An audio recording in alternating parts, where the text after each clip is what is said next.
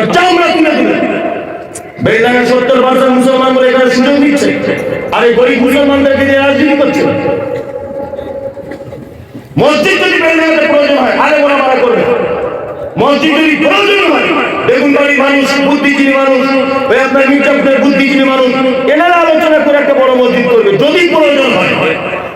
বাবরি মসজিদ নাম হবে কেন? বাবরি মসজিদ হয়ে যাবে। এগুলো ওসব কিছুই নয়। আসলে এখন দলে দাম পাচ্ছে না তো।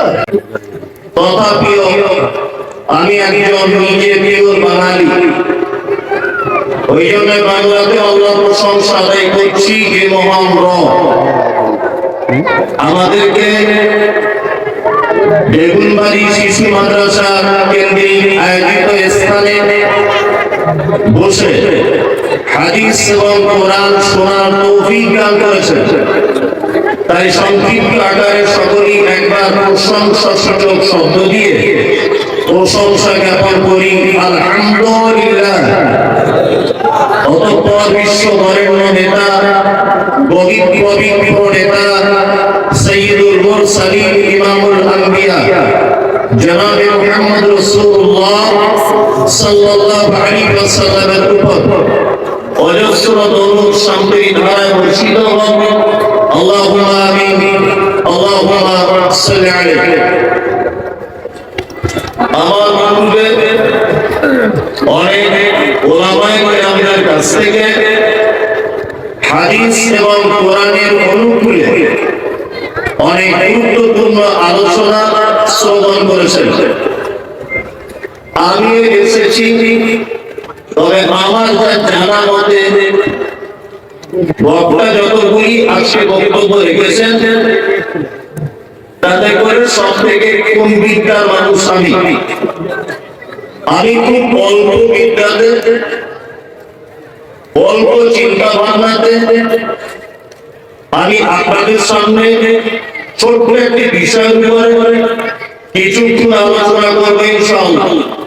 বিষয়টি হচ্ছে এই বর্তমান মুসলিমদের অধঃপতনের কারণ কি ও এর থেকে বাঁচার রাস্তা কি, এই দুইটি বিষয়ে আমরা কথা বলবো ইনশাআল্লাহ। আপনারা জানেন যে বর্তমান সারা ভারতবর্ষের যে অবস্থা, যে সারা পৃথিবীর মুসলিমদের যে অবস্থা, তার মানচিত্র আমরা মোবাইলের মাধ্যমে, সোশ্যাল মিডিয়ার মাধ্যমে প্রতিনিয়ত আমরা খবর পাচ্ছি। মায়ানমারের কি অবস্থা, ফিলিস্তিনের কি অবস্থা, ভারতের কোন রাজ্যের কি অবস্থা, এই সমস্ত কিছু আমরা প্রতিদিন কিন্তু দেখতে পাচ্ছি। এর মূলে কারণটা কি এবং আমরা নিজেরা অধঃপতনের তলদেশে তলিয়ে যাচ্ছি কেমন, এই কয়েকটা কথা আপনাদের সামনে বলবো। তবে আমি অনুরোধ করবো, বেলডাঙ্গা মানে শিক্ষা নগরী। আমার জানা মতে মুর্শিদাবাদ জেলার একটি শিক্ষার কেন্দ্র কিন্তু বলা যেতে পারে বেলডাঙ্গা। আমি অনুরোধ করবো সেই সমস্ত শিক্ষিত মানুষদের যে আমার কথা যদি গ্রহণযোগ্য মনে হয় আপনার কাছে, তাহলে আপনি গ্রহণ করিয়ে দিন। আর যদি মনে হয় যে না, এটা অযুক্তিকর বিষয়, তাহলে আমাকে পরামর্শ দেওয়ার অনুরোধ করছি আপনাকে। এই ব্যাপারটি বলার আগে আমাকে ইসলামের প্রাথমিক পর্যায়ে চলে যেতে হবে যে আমাদের অধঃপতনের মূল কারণগুলো কি।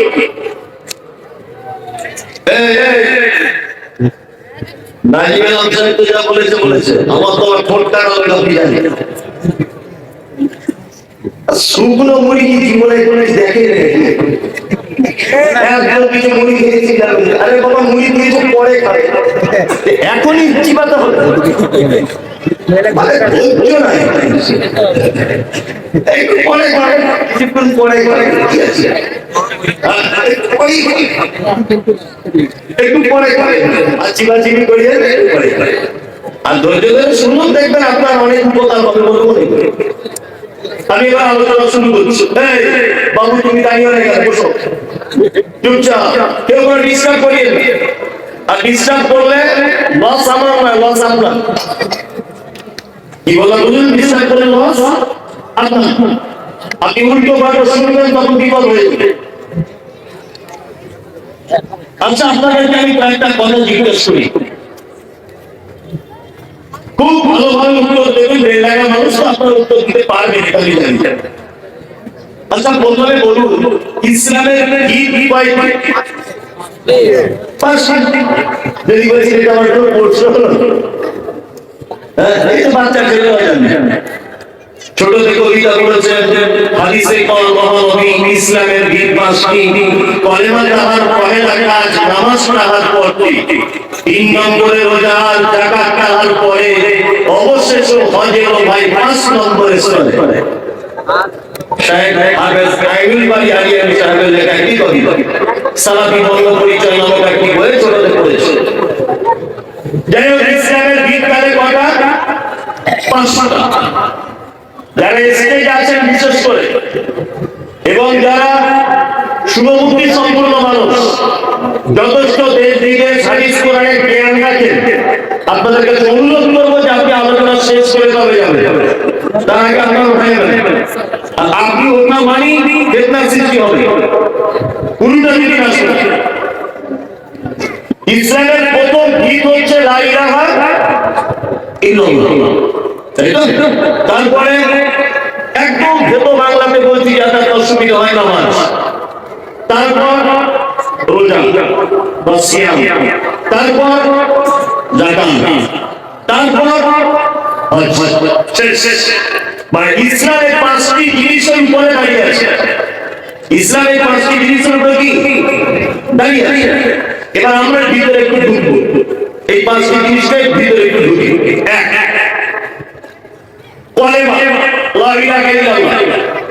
আচ্ছা, আপনারা কারো জানা আছে যে পবিত্র আল কোরআনে লা ইলাহা ইল্লাল্লাহ এই শব্দটা কতবার উল্লেখ করা হয়েছে? কারো জানা নেই? আমি বলি একবার, মাত্র একবার। সূরা মুহাম্মদ আয়াত নম্বর 19 আল্লাহ তাআলা বলেছেন, ফা'লাম আন্নাহু লা ইলাহা ইল্লাল্লাহ। তাহলে একবার কোরআন মাজিদে লা ইলাহা ইল্লাল্লাহটা ব্যবহার করা হয়েছে। কবার? একবার। নম্বর 2, তারপরে হলো নামাজ। এখন নামাজটা এটা আমরা সবাই জানি সালাত। আরবি শব্দ কি? সালাত। এই সালাত শব্দটা আল্লাহ সুবহানাহু ওয়া তাআলা পবিত্র আল কোরআনে কম বেশি 82 জায়গায় উল্লেখ করেছেন। কত জায়গায়? 82 জায়গায়। তাহলে এটা জানা হয়ে গেল। আর তারপরে হলো সিয়াম বা রোজা। এই রোজা বা সিয়াম শব্দটি পবিত্র আল কোরআনে 11টা জায়গায় উল্লেখ করা হয়েছে। কত জায়গায়? 11 জায়গায়। তারপরে হলো যাকাত। এই যাকাত শব্দটি আল্লাহ সুবহানাহু ওয়া তাআলা সালাতের সঙ্গে ব্যবহার করেছেন। আকিমিস সালাত ওয়া আতুজ যাকাত। সালাতের সঙ্গে ব্যবহার করেছেন 29 বার, আর 2 বার আলাদাভাবে ব্যবহার করা হয়েছে। তার মানে যাকাত শব্দটা সর্বমোট কতবার ব্যবহার হয়েছে কোরআনে? 31 বার। কতবার? 31 বার। নাম্বার 5, হজ। হজ শব্দটা পবিত্র আল কোরআনে বা হজ সংক্রান্ত আল্লাহ সুবহানাহু ওয়া তাআলা পবিত্র আল কোরআনে আলোচনা করেছেন মাত্র 11 বার। আপনাকে আমি কোন জায়গাতে নিয়ে যেতে চাইছি, আপনি মুড়ি খাচ্ছেন তো, যে ব্যাপারটা আন্দাজ করতে পারছেন। আমি কোথায় গাড়ি চালাবো আপনি ধৈর্য ধরুন।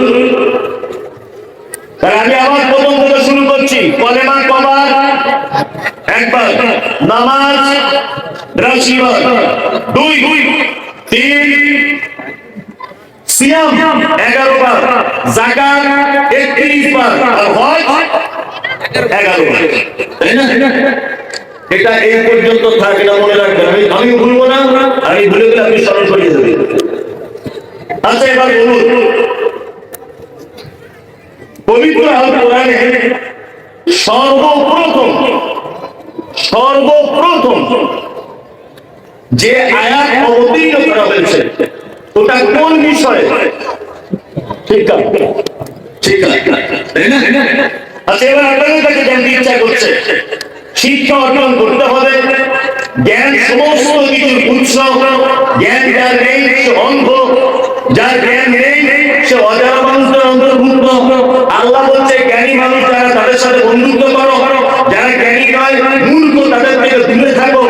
এক কথায় এই জ্ঞানের বিষয়টা বা শিক্ষার বিষয়টা আল্লাহ সুবহানাহু ওয়া তাআলা পবিত্র আল কোরআনে কত জায়গায় ব্যবহার করেছে? 770 বারের কাছাকাছি। কতবার বললাম? 770 বারের কাছাকাছি। ইসলামের ভিত 5টি জিনিসের উপরে, এইগুলো সর্বাধিক আলোচিত বিষয় হচ্ছে 82 বার সালাত নামাজ। আর শিক্ষার ব্যাপারে কতবার? 750 কাছাকাছি আল্লাহ সুবহানাহু ওয়া তাআলা শিক্ষার কথা উল্লেখ করেছেন। শিখতে হবে। কি বলা বুঝলেন? এবার আপনাদেরকে বলি, এখন আমরা আলেম ওলামারা বক্তারা শুধু বারবার একই কথা বলছি, নামাজ পড়ুন, না তো যদি জান্নাত যাওয়া যাবে না। বেনামাজি ও কাফের, তুমি রোজা করে না, তোমার জান্নাত নাই, তোমার জান্নাত নেই। আমি মুমতাজিল ইসলাম এর কথা বলছি, শিক্ষা না থাকলে জান্নাত নেই। শিক্ষা যদি না থাকে জান্নাত নেই। যদি বলছি এই কেমন কথা, তাহলে মূর্খ লোকগুলো কি করবে না? ওরা যেতে পারবে না। শিক্ষিত মানুষরাই যাবে। যদি বলছি এই কথা আগে কোনোদিন বলিনি, আমি যদি প্রমাণ করতে না পারি, আমার বাড়ি উত্তর 24 পরগনা থেকে আমি এসেছি, আমি একা, আর আমার বাড়ি বাড়ি বীরভূম, আমরা দুজন ছাড়া আর কেউ নেই, 3 জন। কিন্তু আপনারা তো সব এক, আমি বেঁচে ফিরতে পারবো? যদি উল্টো কথা বলি বেঁচে ফিরতে পারবো? আমি মুমতাজিল ইসলামের কথা বলছি, শিক্ষিত ছাড়া, জ্ঞানী লোক ছাড়া জান্নাতে প্রবেশ করা বড় কঠিন। তার একটা জ্বলন্ত প্রমাণ আপনাদেরকে আমি দেখাবো। একজন লোক 2 রাকাত নামাজ পড়লেন মসজিদের ভিতরে। আল্লাহ নবী সাল্লাল্লাহু আলাইহি ওয়াসাল্লাম দেখলেন যে লোকটা নামাজ পড়েছে। আল্লাহ রাসূল লোকটাকে জিজ্ঞাসা করছেন, তুমি কি নামাজ পড়েছো? ওই লোকটা বলছে, আল্লাহ রাসূল নামাজ পড়েছি। আল্লাহ রাসূল বলছেন, না তুমি নামাজ পড়োনি। আল্লাহ নবী নিজের চোখে দেখলেন লোকটা নামাজ পড়েছে। তারপরে আল্লাহ নবী কি বলছেন? তুমি নামাজ পড়োনি। আবার আল্লাহ রাসূলের কথা শুনে লোকটা আবার 2 রাকাত নামাজ পড়লো। আবার এসেছে আল্লাহ রাসূলের কাছে। আল্লাহ রাসূল সাল্লাল্লাহু আলাইহি ওয়াসাল্লাম বলছেন, তুমি নামাজ পড়েছো? লোকটা বলছে, আল্লাহ রাসূল 2 রাকাত পড়েছে, আপনি তা দেখলেন। তখন আল্লাহ রাসূল বলছেন, না তুমি নামাজ পড়োনি, তুমি নামাজ পড়োনি। লোকটা আবার গেলেন, 2 রাকাত নামাজ পড়লেন। এসে আল্লাহ রাসূল সাল্লাল্লাহু আলাইহি ওয়াসাল্লামকে বলছেন, আল্লাহ রাসূল এবারে কি হলো? আল্লাহ রাসূল বলছেন, না তুমি নামাজ পড়োনি।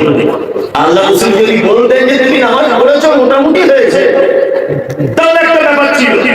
আচ্ছা বলুন তো, নামাজ পড়লে জান্নাতে যাওয়া যাবে কি যাবে না? যাবে। আল্লাহ নবী নিজের চোখে দেখছেন লোকটা নামাজ পড়েছে, নিজের চোখে। অথচ আল্লাহ নবী বলছেন যে ও নামাজ পড়েনি। কি কারণ? কারণ একটাই, লোকটার নামাজ মুহাম্মদ সাল্লাল্লাহু আলাইহি ওয়াসাল্লামের পদ্ধতি অনুযায়ী হয়নি। এইবার এই জায়গাটা বুঝুন, একটা অশিক্ষিত লোক, যার দিনের জ্ঞান নেই, কোনো নলেজ নেই, লোকটা 30 বছর ধরে নামাজ পড়ছে, 30 বছর। চাচা বাইরেটা জানো বাপ? ওটা জানি না বাপ। আচ্ছা এই আত্মাইয়াতটা জানো? বলছে বাপ ওটা জানি না। কেন আমাকে ধরে তুমি লজ্জা দিচ্ছ বাপ? ওটা আমি জানি না। আচ্ছা ভালো। আচ্ছা এই মুমতাজিল ইসলামের সঙ্গে বেগুনবাড়িতে হাদিস কুরআন শুনে চলগুলো মনে আছে বাপ? কানে কম শুনি,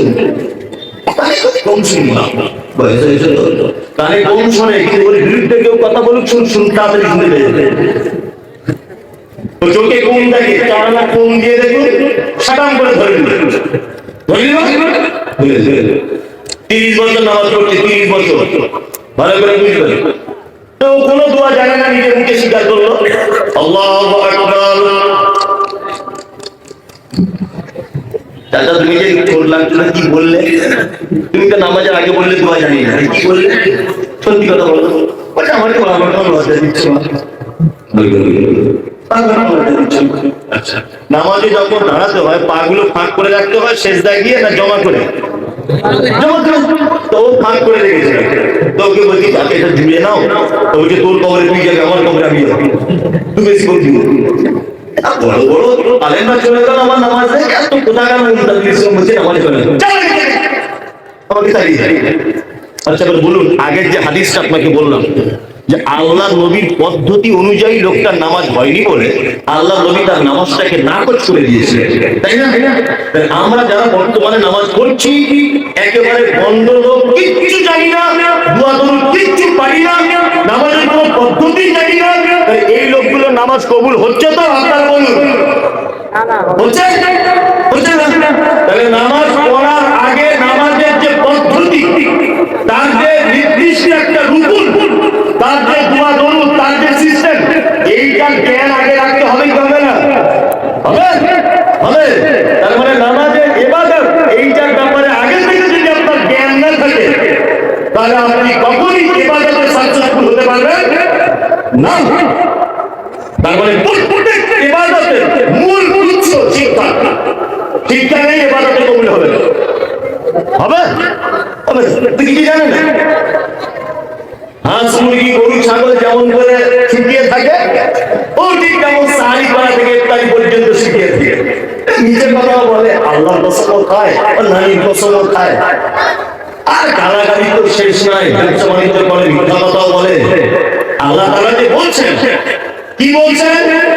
তোমাদের উপরে সিয়াম ফরজ করা হয়েছে এই কারণে লাআল্লাকুম তাত্তাকুন, যাতে তোমরা সারা দিনের সমস্ত অপকর্ম থেকে নিজেকে বিরত রাখতে পারো। তাহলে মিথ্যা বললে রোজা হবে কিনা, হারাম খাদ্য খেলে রোজা হবে কিনা, রোজা অবস্থাতে কি করা যাবে কি করা যাবে না, আচ্ছা এই জ্ঞানটা যতক্ষণ আপনার না থাকবে ততক্ষণ আপনি ইবাদতে সাকসেসফুল হতে পারবেন না। তার মানে ইবাদতের আগেও সেই ইবাদত আল্লাহর দরবারে কবুল করতে গেলে আপনার শিক্ষা দরকার আছে। আছে না নেই? আছে। আমি বলেছি বর্তমান মুসলিমদের অধঃপতন, তার কারণ কি? এইবার আপনাকে মূল জায়গাটা ভাবাই, এই কথাটা ভুলবেন না, আমি কিন্তু বলিনি কোন জায়গায় কি ছেড়ে যেটা আবার ধরবো। আল্লাহ নবী সাল্লাল্লাহু আলাইহি ওয়াসাল্লাম জন্মগ্রহণ করেছিলেন কোথায়? মক্কা। বেশ ভালো বললেন, মক্কা। আচ্ছা, আর আল্লাহ নবী সাল্লাল্লাহু আলাইহি ওয়াসাল্লাম যে যুগে জন্মগ্রহণ করেছিলেন ওই যুগটার নাম কি? জাহিলিয়াত। মানে খুব মনোযোগ দিয়ে শুনুন, জাহিলিয়াত। জাহিলিয়াতটা এত বেশি ছিল যে পুরুষ মানে নারী মানে যৌবনের একটা চাহিদা থাকবে। একজন বাপ তার মেয়ের সঙ্গে যৌন কাম করতো ওই ধরনের, একজন ভাতিজা তার ফুপুর সঙ্গে রাতের বেলা শারীরিক সম্পর্ক করতো ওই ধরনের। মানুষ মারা গেলে তার মাথাটা কেটে মাথার খুলিতে মগজ বার করে তাতে মদ রেখে মদ পান করতো। এতটাই জাহিলিয়াত ছিল। আর তখনকার দিনে সব থেকে ভয়ঙ্কর পাপ ছিল চারটা। এক নম্বর পাপের নাম হচ্ছে চক্রবৃদ্ধি হারে সুদ, 2 মদপান, 3 ব্যভিচার, 4 গোত্রীয় ঝামেলা, বংশে বংশে ঝামেলা। এই কথাটা মনে রাখবেন। তাহলে আইয়ামের জাহিলিয়াতের সব থেকে খাতারনাক পাপ কি ছিল? চারটা, তাই না? চারটা পাপ সব থেকে ভারী পাপ ছিল। আচ্ছা, মুহাম্মদ সাল্লাল্লাহু আলাইহি ওয়াসাল্লাম নবী হয়েছেন কত বছর বয়সে? 40 বছর বয়সে তিনি নবী হলেন। নবী হওয়ার আগে থেকেই কিন্তু তিনি অতীব ভদ্র ছিলেন, কোমল হৃদয়ের মানুষ ছিলেন, নম্র স্বভাবের ছিলেন এবং অন্যায়ের বিরুদ্ধে বলিষ্ঠ কণ্ঠে বক্তব্য রাখতেন। তিনি প্রতিবাদী শব্দ ব্যবহার করতেন। মক্কায় যখন এই পাপগুলো দেখা দিল আইয়ামে জাহিলিয়াতে, তখন আল্লাহ নবী সাল্লাল্লাহু আলাইহি ওয়াসাল্লাম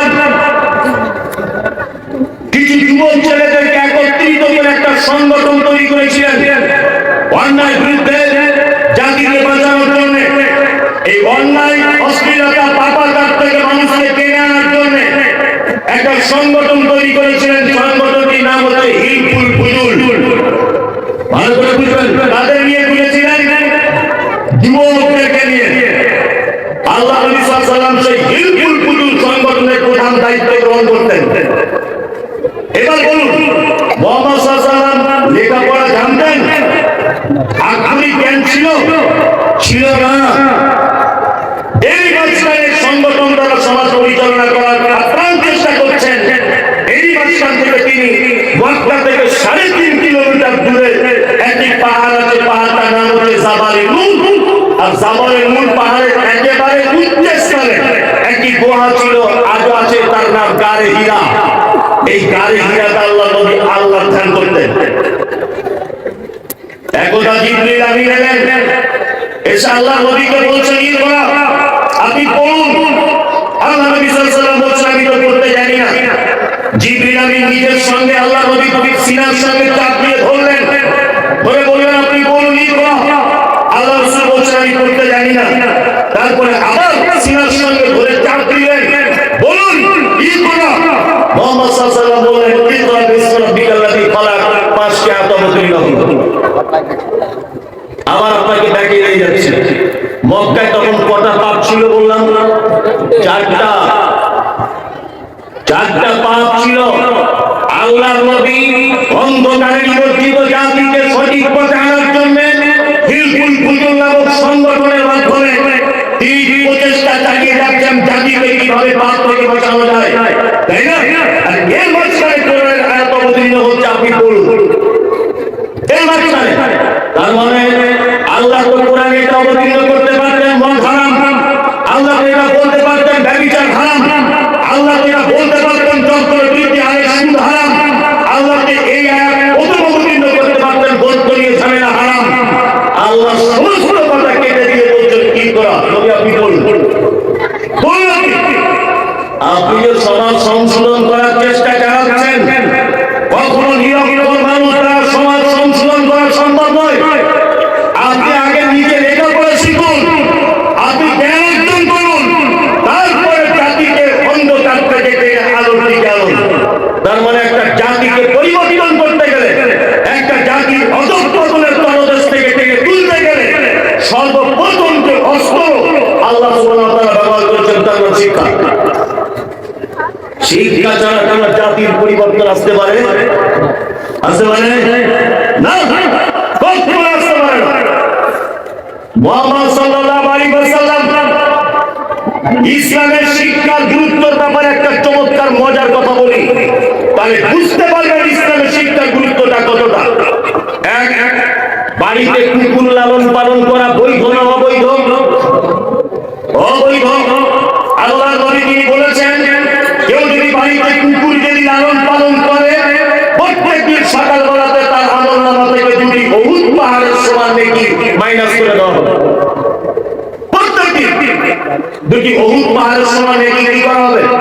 মাইনাস, বাতিল। কিন্তু আল্লাহর নবী বলছেন, ওই কুকুর, যে কুকুর মালিককে দেখলে ডাকে না, অন্য লোককে দেখে কামড়াতে যায়। মালিকের স্ত্রীর মুরগি দেখলে ধরতে যায় না, অন্য জনের মুরগি পেলে ধরে। মালিকের ছেলেকে চেনে, অন্য ছেলেকে দেখলে কামড়াতে যায়। এক কথায় ট্রেনিং প্রাপ্ত কুকুর যাকে শিক্ষা দেওয়া হয়েছে। ইসলাম বলছে কুকুর বাড়িতে রাখলে প্রত্যেকদিন 2টা উহুদ পাহাড়ের সমান নেকি মাইনাস করে দেওয়া হবে।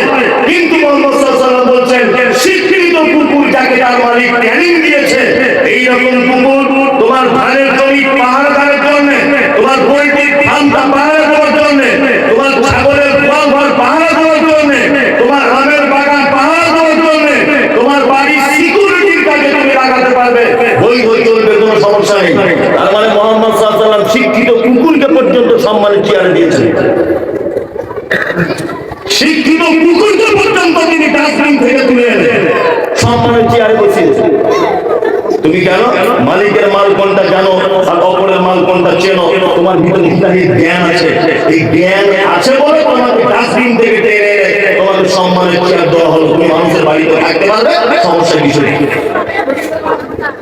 কিছু সমস্যা নেই।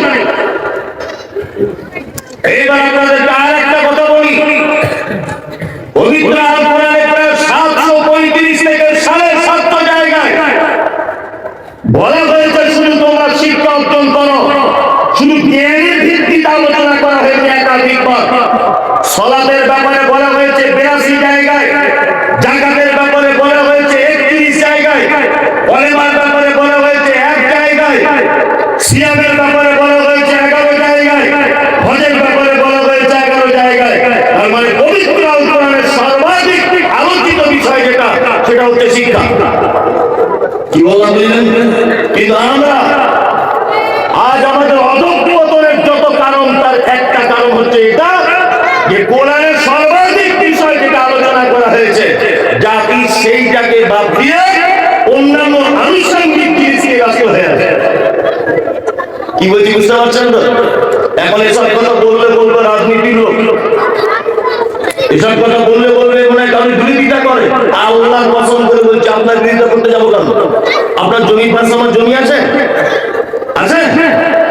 আমার মেয়ের সঙ্গে আমার বেটার বিয়ে দেওয়া আছে? আপনি আমার শত্রু? আপনাকে আমি চিনি? আপনি আমার দিদি ভাই এতটুকুই। তবে জাতির যেটা প্রয়োজন সেটা বলা হয় না। বলা হয় শুনুন, একটা কথা বলি, এখানে অনেক প্রশ্ন জানতে পারে, অনেক প্রশ্ন। কি প্রশ্ন? আপনি যে বারবার বলছেন শিক্ষা অর্জন করতে হবে, শিক্ষা অর্জন করতে হবে, তাহলে কি শিক্ষা অর্জন করবো সেটা বলে দেন। কোন জ্ঞানটা রাখবো সেটা বলুন। মুহাম্মদ সাল্লাল্লাহু আলাইহি ওয়াসাল্লাম বলেছেন, তালাবুল ইলমি ফরিদাতুন আলা কুল্লি মুসলিম। প্রতিটা মুসলিম নরনারীর জন্য জ্ঞান অর্জন করা কি অপরিহার্য বাধ্যতামূলক। এখানে একটা প্রশ্ন জাগে, আমরা আগে বলা মানা সারা জীবন বলে এসেছি ছেলেকে মাদ্রাসায় পড়াও, 10 বছর পরে পাগড়ি পাবে, এইটা ফরজ। আমি মুফতি ইসলাম বলছি এটা নয়, এটা নয়, এটা আদৌ নয়। ঘটনা কি? ঘটনা হচ্ছে ইসলামের বেসিক জিনিসগুলো যেগুলো প্রয়োজন। 5 ওয়াক্ত সালাত কি করে পড়বেন, সিয়াম কি করে পড়বেন, মায়ের সাথে আচরণ কেমন হবে, স্ত্রীর হক কতটা, হারাম কোনটা, হালাল কোনটা, কোন পথে চললে জান্নাতে যাওয়া যাবে, কোন পথে চললে আমার খারাপই হবে, ইসলামের বেসিক সিস্টেমটা যদি আপনি জেনে নেন, তাহলে আল্লাহ নবী যে ফরজ করেছেন ফরজ আদায় হয়ে গেল। তারপরে এবার আপনি আপনি মাস্টার শুনুন, আপনি ডাক্তার বাবু হন, আপনি অ্যাডভোকেট হন, আপনি অনেক কিছু হন, কোন সমস্যা নেই। তবে একটা কথা বলছি, শুনে রেখে দেন, এই শিক্ষা ব্যবস্থাটা পৃথিবীতে এমন এক ক্যাটাগরিতে সাজানো হয়েছে, দিনের জ্ঞান ছাড়া আপনি অচল, আবার জেনারেল জ্ঞান ছাড়াও আপনি অচল। দুটো জ্ঞানেরই প্রয়োজন আছে, আছে না নেই? আছে। এবং দুটো জ্ঞানের দরকার আছে না নেই, এটা প্রথমে আপনাকে বলি। আচ্ছা, কোরআনে একজন নবীর নাম আছে যে নবীটার বাপ ছিল না, কি নাম? ঈসা আলাইহিস সালাম। ওনার মায়ের নাম মারিয়াম। এটা কোরআন বলছে। দুটো জ্ঞান থাকতে হবে, কেন এটা আপনাকে বোঝাচ্ছি। তাহলে কোরআনের কথা হচ্ছে কি, ওর নাম ঈসা, মায়ের নাম মারিয়াম, জন্ম বাইতুল লাহম। ভালো করে বুঝবেন, স্কুলে আপনার ছেলেটা পড়ে আসে, ওর নাম যিশু, ওর মায়ের নাম ম্যারি, জন্ম বেথলেহেম বলে একটা জায়গায়। তাহলে কোরআনের সঙ্গে স্কুলের সিলেবাসের এই তথ্য, আসমান জমিন ডিফারেন্স আছে না নেই? আছে, আছে। তাহলে আপনার ছেলে যেমন এটা জানবে ওর নাম যিশু, আপনার ছেলে এটা জানা ফরজ, ওর নাম ঈসা।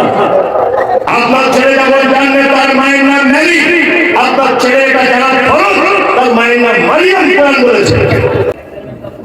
কেন বাংলাদেশের 70% মুসলিম থাকা বসবাস করে ওখানে গিয়ে করবে, আপনার চামড়া তুলে দিবেন। বেলায় 70% মুসলমান বলে এখানে সুযোগ দিচ্ছে, আর এই গরিব মুসলমানদেরকে দিয়ে রাজনীতি করছে। মসজিদ যদি বেলাতে প্রয়োজন হয়, আরে বলা মারা করবে। মসজিদ যদি প্রয়োজন হয়, বেগুন বাড়ির মানুষ, বুদ্ধিজীবী মানুষ, ওই আপনার মির্জাপুরের বুদ্ধিজীবী মানুষ, এনারা আলোচনা করে একটা বড় মসজিদ করবে যদি প্রয়োজন হয়। বাবরি মসজিদ নাম হবে কেন? বাবরি মসজিদ হয়ে যাবে। এগুলো ওসব কিছুই নয়। আসলে এখন দলে দাম পাচ্ছে না, তো দলে দাম পাচ্ছে না, ওই জন্য একটু নিজের দামের জন্য এটা রাজনৈতিক পলিটিক্যাল ব্যাপার, এছাড়া কিছুই না। মাঝে মাঝে নিয়ে বলে দিচ্ছি কালকে